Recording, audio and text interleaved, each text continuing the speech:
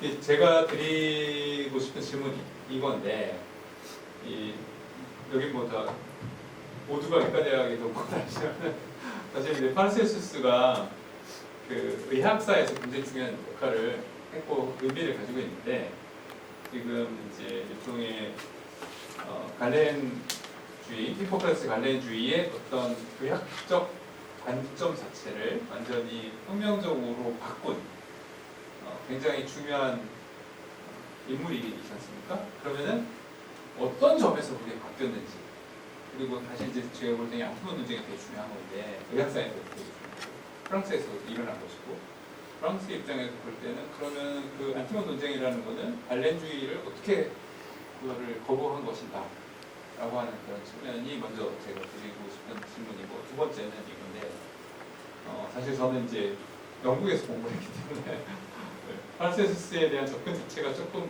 이런 내용하고 조금 다르고, 특히 이제 디디에 카나하고 했던 거랑은 약간 다른 방면에서 이제 접근을 합니다. 영국에서는. 근데 이제 영국에서 기본적으로 제가 저도 뭐 전문가는 아니니까 주소 들은 이야기를 보면, 영국에서는 주로 파라셀수주의 자체가 신비주의적인 입장에서 이거를 접근을 하면서 일종의 기존에 가지고 있었던 이런 마법, 마직, 릴리전, 그게 이제 과학으로 넘어가는 신비주의의 어떤 흐름 속에서 그것이 어떻게 연결이 되는가 하는 그런 일종의 사상적 측면에서 되게 중요성을 많이 저기를 하고 있는데, 그 부분에 대해서는 우리가 어떻게 생각을 할 수 있을까? 특히 이제 제가 관심 가는 부분은 이제 네오플라톤주의, 신플라톤주의적인 입장에서 특히 이제 호모클루스도 이제 그런 쪽에서 우리가 이해를 하면은 훨씬 더 현대의 어떤 그런 이해들과 맞닿을 수 있지 않을까라고 하는 저의 개인적인 질문, 이 두 가지를 질문을 드리면, 질문을 들으시고 또 생각나는 걸 계속 질문하시면 되겠습니다. 질문이 혹시 또 이어질 수 있어서 제가 상세하게 답은 못하고 그냥 좀 간략하게 답을 해보겠습니다. 두 가지 질문 해주셨는데, 일단 의학사에서 파라켈수스의 역할 여러 가지 생각할 수 있겠습니다만, 아까 제가 충분히 말씀 안 드렸기 때문에 그 갈레누스의 체행모는 아마 다 알고 계실 거로 아닐 수도 있나요? 네. 그래서 인간 안에 이제 그 몇 가지 종류의 체액을 범주를 나눠놨죠. 뭐 네 가지라고도 할 수 있겠는데, 그 체액의 어떤 비율이나 어떤 균형에 따라서 인간의 몸의 상태가 결정이 된다라는 거죠. 그러면 이거는 몸 하나를 전체적으로 보는 거기 때문에 어떤 국지적인 질병이 된다고 하더라도 그거를 치료하려면 몸 전체의 어떤 시스템이 다 필요해지는 거죠. 그런데 파라켈수스가 강조했던 거는 국지적인 병리학입니다. 그러니까 예를 들어 외부에서 어떤 병을 유발하는 원인이 침투에 들어왔다 그러면 그 지점을 공략을 하면 되는 거지, 몸 전체를 다 할 필요가 없다라는 거죠. 근데 여기에는 어떤 파라켈수의 존재가 있냐면, 파라켈수의 어떤 전문적인 개념 중에 아르케우스라는 게 있습니다. 이 아르케우스는 쉽게 말하면 우리의 신체 안에 있는 연금술사예요. 그러니까 아까 의화학 전통에서 얘기했지만, 이제 연금술이 단순히 금을 변성하는 게 아니라 인간의 몸을 더 건강하게 만드는 것도 연금술이라고 했잖아요. 그러면 인간의 몸 안에 있는 아르케우스가, 인간의 몸 안에 있는 연금술사가 인간의 건강을, 일종의 어떤 건강을 관장을 하는데, 그 아르케우스가 하나만 있는 게 아니라 그 각 기관이나 어떤 조직별로 다 있습니다. 그러니까 쉽게 말하면 다리의 아르케우스도 있고 팔의 아르케우스도 있고, 여러 머리의 아르케우스도 있고 코의 아르케우스도 있고 뭐 그러겠죠. 네, 그렇게 국지적으로 설정을 해서 병에 관한 접근을 했다는 것이 일단 결정적인 차이가 되겠고, 그리고 그것을 치료하는 하나의 방식으로서 아까 안티몬 논쟁도 이야기를 하셨습니다만은 파라켈수스에 관해서 우리도 들어보셨던 얘기 중에 독에 관한 이야기를 많이 들어보셨을 거예요. 네, 그러니까 그 이전까지는 사실 약재에서 금속을 사용하는 경우가 그렇게 찾아보기가 쉽지 않았죠. 네, 그 영국의 일반적인 약국에서 금속에서 파생된 물질을 갖고 약으로 만들기 시작한 것도 1700년대 이후에나 가능한 일이었거든요. 약재 목록에 나오는 것도. 그러니까 파라켈수는 금속이 갖고 있는 어떤 독성이 실제로는 인간에게 어떤 치료의 효과를, 그걸 적절하게 쓰기만 한다면 치료의 효과를 줄 수 있다라는 아이디어를 내놓고 그거를 계속 임상을 해봤던 거죠. 물론 실패한 것도 있지만 성공한 사례가 있기 때문에 그걸 계속 밀어붙였고 아까 얘기한 국지적인 병리학과 그 다음에 실제로 금속 재료의 활용 이 두 개가 결합이 돼서 파라켈수의 기본적인 아이디어가 형성이 됐다라고 생각이 됩니다. 그리고 이제 아까 아르케우스라는 개념이 있었다면 이제 아르카눔이라는 개념도 있는데 그 아르카눔이 뭐 금속이라든가 그런 물질 재료 안에서 인간의 건강에 도움이 되는 어떤 정수라고 할까요? 퀸트 에센스 같은 그런 정수를 이제 아르카눔이라고 하거든요. 그러니까 인간의 몸에 있는 연금술사의 아르케우스가 어떤 금속 물질을 받아들여서 그 안에 있는 아르카눔을 증류를 하는 거죠. 연금술 행위를 몸 안에서 하는 거 증류를 해서 그 아르카눔을 가지고 그 국지적인 신체 부위를 낫게 만든다. 이런 게 기본적인 파라켈수의 어떤 아이디어였던 것 같습니다. 그래서 사실은 프랑스 파라켈수주의 역사에서도 재판이나 논쟁, 안테논 논쟁도 그 중에 하나입니다만 그런 게 많았던 이유가 파리 대학 의학부에서 계속해서 그런 재료, 파라켈수가 제안했던 재료들을 약으로 쓰는 게 온당하냐 그렇지 않냐를 가지고 계속 싸움을 했던 거죠. 이제 파리 대학에서 내세웠던 이유는 일종의 공중보건에 해악이 된다라는 좀 이상한 이유를 많이 냈지만 어쨌든 그것을 사용하느냐 사용하지 않느냐는 찬반을 가지고 친파라켈수냐 반파라켈수냐 이런 어떤 논쟁이 있었던 것 같고 프랑스에서는 파라켈수 입장에서는 좀 아쉽게도 그런 파라켈수주의자들의 그런 시도들이 그렇게 성공하지를 못했다라는 것이 실제 역사의 모습인 것 같고요. 이제 영국의 맥락, 영국의 관점을 말씀을 해주셨는데 알고 계시겠지만 프랜시스 예이츠라는 과학사가 있습니다. 그 사람의 영향이 꽤 컸던 것 같아요. 그래서 특히 영미권에서 나오는 과거에 특히 이것도 21세기보다는 20세기 후반이나 이때부터 나온 저술들의 영향이 조금 더 크다고 생각이 되는데 파라켈수의 의학을 어떤 식으로 보냐면 과도기적 의학으로 보는 거죠. 그걸 이제 프란시스 예이츠는 유형을 나눕니다. 그래서 파라켈수 의학을 장미 십자회 유형의 의학 이런 식으로 표현을 하거든요. 그래서 뭔가 비의적인 어떤 원리라든가 이런 거를 강조해서 완전히 어떤 중세적인 그런 것도 아니지만 그렇다고 아예 근대적인 것도 아닌 어떤 과도적인 것을 설정을 해서 이 과도적인 것이 파라켈수 의학이 아니겠느냐 그런 식으로 유형을 나눴던 것이 영미권에서 의외로 좀 영향이 컸던 것 같습니다. 그런데 이제 제가 주장을 하는 거는 특히 제3세대 파라켈수 연구의 특징 중 하나가 굉장히 1세대나 2세대에 비해서 국제성을 띠기 시작했다는 거거든요. 그러니까 영미권이나 기존의 독일어권뿐만 아니라 프랑스에서도 좀 뒤처졌던 프랑스에서도 활발히 연구를 시작했고 특히 아시아에서도 일본이 또 대단합니다. 일본에서 또 이 파라켈수나 연구술 역사 연구가 최근에 또 활발해지고 있기 때문에 그런 국제적인 성격에서 기존의 영미권이 좀 주도했다고 할 수 있는 이전 연구들을 좀 더 다양하게 볼 수 있는 시각이 열리고 있지 않느냐. 그래서 시간이 좀 더 지나면 다양한 의학 견해들을 우리가 접하게 되지 않을까 생각이 됩니다. 더 여쭤보고 싶은 것도 많긴 한데 또 플로우에서 질문 잡고 누군지 이름 일단 좋은 강의 잘 들었습니다. 저는 의학과 이준식이고요. 강의 내용 듣다 보니까 호모클루스라는 게 뭔지 좀 궁금해졌습니다. 정확히 대체 뭘 관찰한 건지 궁금한데 그래서 혹시 후대에 호모클루스의 정체를 과학적으로 밝히고자 한 연구가 있었는지 그리고 재현한 사례가 있는지 궁금합니다. 네, 역시 이과장성의 질문이었다고 생각이 들어요. 호모클루스는 이제 말 뜻은 그냥 작은 사람이라는 뜻입니다. 소인이라는 뜻이고 호모클루스 레시피에 따르면은 이건 이제 남성의 정수만 가지고 만들어진 인간이죠. 그러니까 여성성이 완전히 배제된 그러다 보니까 투명하고 그러니까 쉽게 말하면 이것도 얘기하면 좀 길어진다. 이건 아리스토텔레스의 전통을 그대로 따라온 겁니다. 그래서 인간의 어떤 육체적인 측면은 여성에게서 비롯된 측면이 있기 때문에 어쨌든 호모클루스는 남성성만 갖고 있어서 투명하고 상당한 보통의 인간들이 갖지 못한 상당한 능력을 가지고 있어요. 뭐 예지력이라든가 아니면 남들이 할 수 없는 어떤 기회를 가지고 있다거나 이런 굉장히 우월한 존재로 나옵니다만 이제 그거를 모티브로 한 후대 작품들 아까 괴테도 이야기했지만 그런 후대 작품들에서는 호문클루스에 대한 묘사들이 조금씩 달라집니다. 굉장히 뭐 허약하거나 되게 한계를 많이 보이는 그런 존재로도 묘사가 되기도 하는데 질문의 답을 바로 드리자면 당연히 재현된 적은 없죠. 그래서 아까 말씀드린 대로 여기서의 중점은 호문클루스를 왜 만들려고 했느냐 여기에 있는 것 같아요.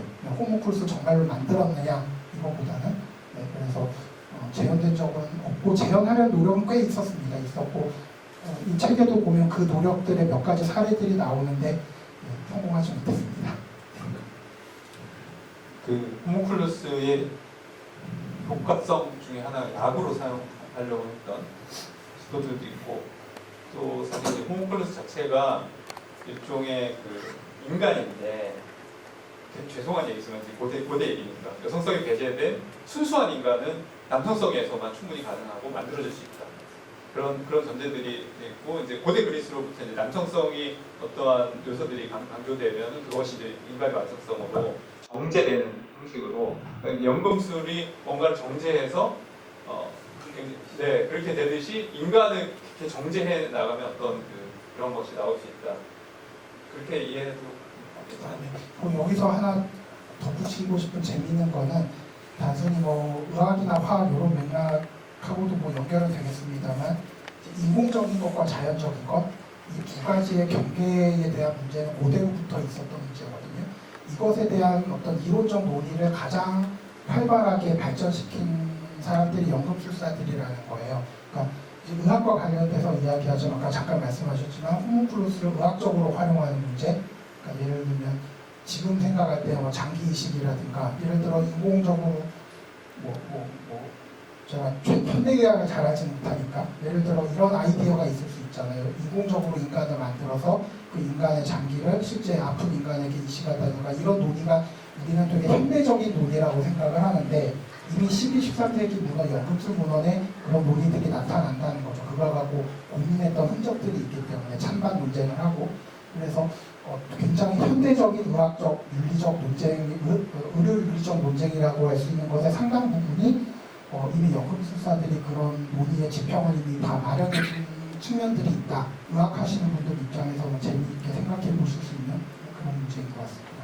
대답을 듣다 보니까 또 하나 뭐가 떠올랐는데 이 창조라는 것을 무로부터의 창조를 기독교에서 얘기하는 것은 굉장히 기독교만이 가지고 있는 독특한 아이디어고 원래의 기본적인 창조는 진료로부터 뭔가가 나오는 진료를 가지고 창조되는 어떻게 보면 이런 조그만 사람이 창조될 때 이것을 진료로부터 만들어낼 수 있다고 하는 것은 그 플라톤주의, 신플라톤주의의 그 영향이라고 볼 수 있지 않을까라고 하는 생각도 들었고 또 하나는 이런 건데 말씀하세요. 원래 그 과학은요 두 가지로 분류됐습니다. 최근까지도요. 오가닉 케미스트리가 있고 인오가닉 케미스트리가 있어요. 그러니까 이게 두 개가 케미스트리라는 것 자체가 다른 영역으로 이렇게 생명체라고 하는 것은 과학이라고 보여지지만 이건 다른 영역이다. 그러니까 인간이나 이런 생명체를 그리고 탄소나 이런 거를 생각하기 전에 옛날에 그랬고 이것이 어떤 조성 자체가 완전히 다른 것이다라는 생각을 옛날부터 갖고 있다가 이제 최근에 그냥 합쳐진 요즘에 없어졌습니다. 그래서 우리 학교에도 이노가닉 케미스트리 건물이 있고 오가닉 케미스트리 건물이 따로 있었어요. 근데 이제 그 점은 이제 그 파라셀수스주의로 볼 때는 과연 어떤 그 접점들을 만들 수 있을까? 그게 조금 궁금한. 그 질문은 약간 시대착오의 위험이 없지는 않습니다만 그러니까 파라켈스가 그 부분에 대해서 명확한 어떤 시사점은 적다고 저는 개인적으로는 생각은 하진 않고요. 다만 아까 말씀하신 그 신플라톤주의의 영향이라고 하는 걸 이제 르네상스기에 한정해서 이야기하면 보통 헤르메스주의라는 좀 독특한 용어를 씁니다. 그러니까 순수하게, 그러니까 완전 단순한 신플라톤주의의 재생은 아니고 굉장히 여러 가지가 좀 더 복합된 헤르메스주의의 영향으로 이런 것들을 했다라는 이야기들을 많이 했었는데 사실 또 좀 최근의 경향 또 제가 눈여겨보고 있는 경향이라고 할 때 이런 호문클루스를 만들고 인간을 창조하는 이런 일들이 단순히 그런 헤르메스주의나 어떤 고대의 영향 아니라 종교개혁이라는 맥락에서 당시 연금술사들이 당대의 성서를 어떤 식으로 해석했느냐에 의외로 꽤 많은 영향을 받았다라는 어떤 견해들이 특히 최근에 앞서 소개드렸던 주도프의 파라켈수 전집에는 파라켈수스의 신학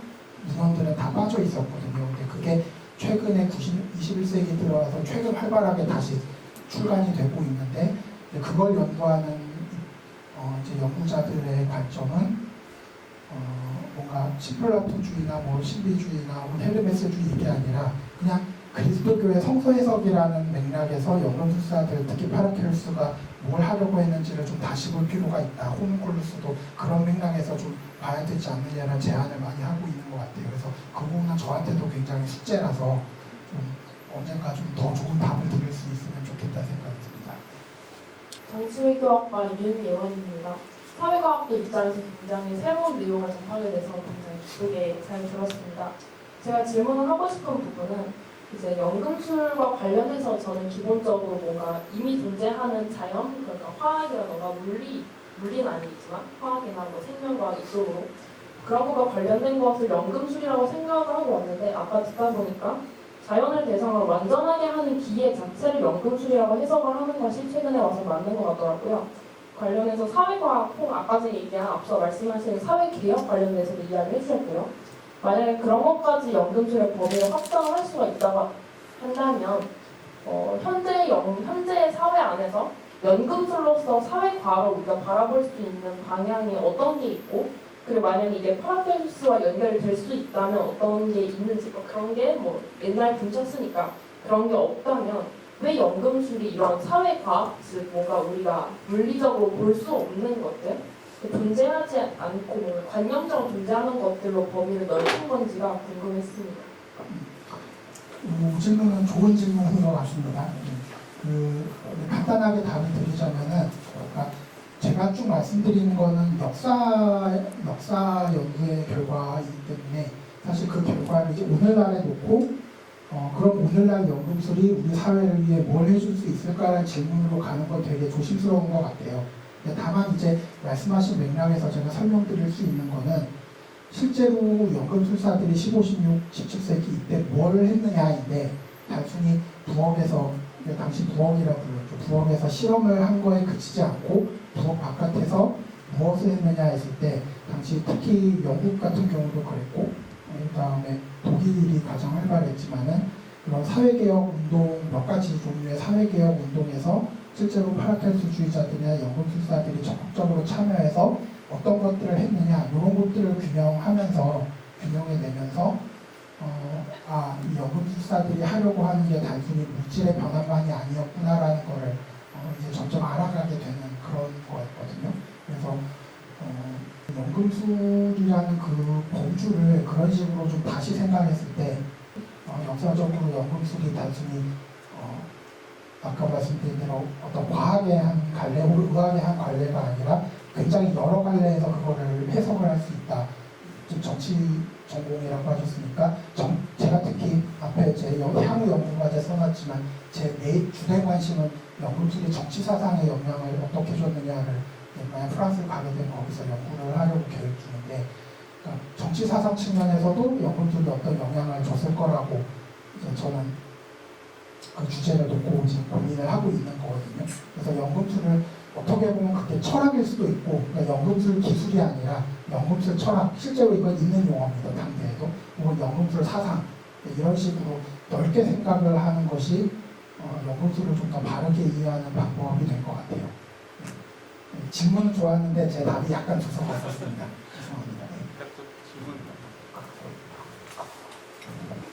저는 의학과 김서영이고 두 가지 질문이 있는데 첫 번째는 아까 강연 듣다 보니까 그리고 또 질문에 답변해 주신 거 듣다 보니까 굉장히 연금술의 역사가 그리스도교의 역사랑 뗄 수 없는 관계라는 게 많이 느껴지고 특히 아까 PPT에서 종교개혁의 영향으로 이제 그 두 가지로 나뉘어졌다고 말씀해 주셨잖아요. 유토피아 운동이랑 영적 아무튼 그렇게 나뉘어진다고 언급을 해주시고 또 종교개혁이라는 키워드가 여러 번 나오는 걸 봤는데 정확히 어떻게 종교개혁이 연금술에 영향을 끼친 거고 또 그리스도교의 역사랑 어떻게 영향을 주고받았는지 그게 첫 번째 질문이고 두 번째 질문은 그 제가 대학에서 뭐 의학사건, 철학이건 수업을 듣다 보면 항상 고대 얘기하다가 이제 이게 너무 방대해서 다룰 수가 없다 보니 중세를 보통 이제 스킵하고 바로 이제 근대로 넘어오는 거에 항상 조금 궁금증이 있었는데 그래서 오늘 강연이 저는 너무 인상적이었고 그런 의미에서 약간 저 같은 비전공생이 좀 중세에 일어난 이런 일들에 대해서 알고 싶으면 어디서부터 시작을 해야 될까에 대해서 좀 개인적으로 여쭤보고 싶습니다. 연금술의 역사가 그리스도교 역사랑 완전히 이렇게 붙어 있다는 거는 분명한 것 같아요. 그러니까 기본적으로 일단 연금술사들이 대부분 그리스도교 신자들이었고 그리고 신앙을 갖고 있었기 때문에 그들이 갖고 있는 연금술의 기회도 신의 선물이고 신에 의해 주어진, 특히 이제 14세기 이후에 그런 생각이 강해지거든요. 그리고 자기들이 갖고 있는 소위 아까 말씀드린 연금술 철학이라는 것을 단순히 어떤 과학적인 어떤 사고 이게 아니 그것뿐만 아니라 당대 유럽을 그동안 쭉 지배해왔던 중세 때 뭐 스콜라 철학 이런 말 들어보셨을 거예요. 중세 그 기독교 신학, 그리스도교 신학을 지배했던 스콜라 철학 이런 것들이 있는데 우리가 갖고 있는 연금술 철학을 그런 스콜라 철학과 대결해서 그들은 뭔가 문제가 많으니 우리가 진짜 그리스도교 철학을 만들어 보자라는 그런 굉장히 추상적인 생각까지 했었단 말이죠. 대표적인 게 여러분은 과학자로 알고 있는 파넬몬트 같은 사람이 대표적인 그런 사람들이거든요. 네, 그래서 그런 측면에서 의도적으로 연금술사들은 그리스도교를 자신의 일종의 마켓으로 생각을 했던 거고 그리고 그 종교개혁으로부터의 영향은 사실 거꾸로 이해하시면 더 편해요. 그러니까 보통 종교개혁은 뭐 신학자들이나 종교인들이나 이런 사람들이 한 것이다 라고 이해를 하기 쉬운데 이렇게 발상을 바꿔보는 거죠. 종교랑 무관하다고 느껴졌던 연금술사들도 자기 나름의 방식대로 종교개혁을 했다. 저는 콜럼버스가 이거는 뭐 엄밀한 학문적인 표현은 아닙니다만 저는 콜럼버스가 신대륙을 발견하러 배를 타고 떠난 것도 종교개혁의 한 형태라고 해석할 수 있다고 생각하거든요. 마찬가지로 연금술사들이 실험실 안에서 호문클루스를 만드는 작업도 그것을 종교개혁으로 해석했을 때 훨씬 더 우리가 새롭게 볼 수 있는 시사점들이 생겨난다. 특히 이제 과학사를 공부를 하면 이런 문제를 많이 해요. 과학혁명이라는 게 정말로 존재했는가? 그리고 특히 최신 흐름에서는 과학혁명이 존재한 적이 없다. 이런 주장까지 있었거든요. 근데 그게 비슷하게 르네상스에도 적용이 돼요. 르네상스라는 게 정말 있었냐? 뭐 알 수 없는 거거든요. 똑같은 질문을 종교개혁에도 해볼 수가 있어요. 종교개혁이라는 게 정말로 있었냐? 그게 아무 일이 안 일어났기 때문에 없는 게 아니라 훨씬 더 광범위한 범위로 확장되어 있었기 때문에 이것만이 종교개혁이다라고 이렇게 구획하기가 어려울 정도로 넓은 범위로 볼 필요가 있다라는 의미에서 종교개혁은 없었다, 과학혁명은 없었다 이런 논의를 하는 거거든요. 네, 그런 면에서 이해해 주시면 좋을 것 같아요. 저는 이과대학의 신현준이라고 하고요. 일단 제가 드리고 싶은 질문은 제목에 프랑스에 대해서 이제 기본적으로 많이 말씀하시려고 했던 것 같은데 그러면 제가 이해하기로는 이 파라켈시스주의가 옆 나라인 독일이나 영국에 비해서 프랑스에서 상대적으로 힘을 못 썼다라고 이해를 했는데 그렇다면은 이게 왜 조금 더 그랬는지에 대해서 궁금하고 그게 이제 여기 프랑스 문화에 대해서 잘 아시는 분들도 많이 계신 것 같은데 그거 이제 프랑스의 어떤 문화적인 역사적인 특성이나 관련이 좀 있는 건지 왜냐면 세계 나라의 어떤 학문적인 분위기가 다 다르잖아요. 그런 거랑 연관이 있는 건지 궁금합니다. 저는 뭐 여러 가지로 설명이 가능한데 짧은 시간에 얘기하자면 전 종교적인 영향이 컸다고 생각을 해요. 그러니까 프랑스가 갖고 있는 그 반종교개혁적인 특성, 그러니까 이제 가톨릭의 영향이 굉장히 컸던 측면들. 그러니까 아까 파라켈시주의자들이 그 파리 대학 의학부하고도 열심히 싸웠지만 사실은 프랑스에 있는 여러 추기경들, 프랑스 교부에 있는 여러 파리를 중심으로 한 추기경들과 싸운 전력들도 만만치 않거든요. 그래서 프랑스가 갖고 있는 가톨릭교의 강한 영향력, 이게 영국과 독일하고 비교할 수 없을 정도였기 때문에 그게 가장 큰 요인 중 하나였다라고 저는 생각을 합니다. 프랑스의 그 개신교인들을 위근호라고 했는데 위근호는 프랑스에서 거의 멸종당해서 전 세계로 흩어졌거든요. 근데 위근호하고 아마 파라셀수스주의자들하고 굉장히 좀 겹치는 겹치는 부분이 꽤 많이 있고 좀 아까 말씀하신 이제 종교개혁이나 과학 혁명이 존재하냐라고 하는 거는 굉장히 최근에 나타난 역사적인 어떤 해석에 대한 문제인데 어떻게 보면 이런 겁니다. 저도 이제 수업 시간에 그런 얘기를 하는데 옛날처럼 하나의 거대한 코어가 있고 주변이 있고 이런 방식으로 거대 담론으로 해석하지 않고 굉장히 다중화된 역사를 해석해서 크게 볼 때에는 그것 자체가 하나의 흐름, 단일한 시대 구분 이것 자체가 최근의 역사학에서는 거의 부정되는 거기 때문에 종교개혁이라든지 아니면 과학혁명이 과연 그렇게 우리가 알고 있는 그런 형태로 존재하지 않았다라고 하는 거예요. 똑같습니다. 무슨 그 종교에서도 마찬가지거든요. 대각성 운동 그거는 사실 있지 않았다라고 해요. 진짜로 그런 거죠. 그런 게 옛날처럼 그렇게 분명하지 않다. 이런 내용으로 이해하시면 좋겠습니다. 시간이 거의 다 됐는데 질문 마지막으로 그래도 하나만 받고 마치면 좋겠습니다. 의학과 박사입니다. 강의 잘 들었습니다.